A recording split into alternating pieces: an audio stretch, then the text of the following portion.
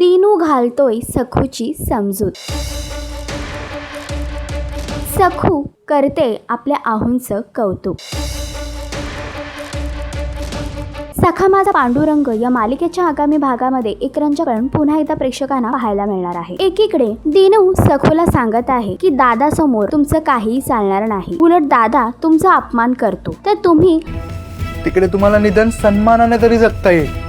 पुन्हा पंढरपूरला निघून जा। यावर तुळजा सांगते की आहोंच्या मनात माझ्याबद्दल खूपच प्रेम आहे, आदर आहे आणि भावना आहेत, म्हणून मी इथे थांबले आणि मला माहितीये माझे आहू कधीही मला स्वतःपासून वेगळं करणार नाही। आणि दिनू आणि सखू या दोघांचं बोलणं दिगू बाहेरून ऐकत असतो। तर सखूच्या बोलण्यामुळे दिगूचं मन बदलेल का? दिगू पुन्हा सखूला आपल्या आयुष्यात जागा देईल का? मालिकेचा अपकमिंग ट्रॅक तुम्हाला कसा वाटला हे कमेंट करून नक्कीच सांगा आणि अशीच अपडेट जाणून घेण्यासाठी तुम्ही आमचं चॅनल टेलीचक्कर रिजनल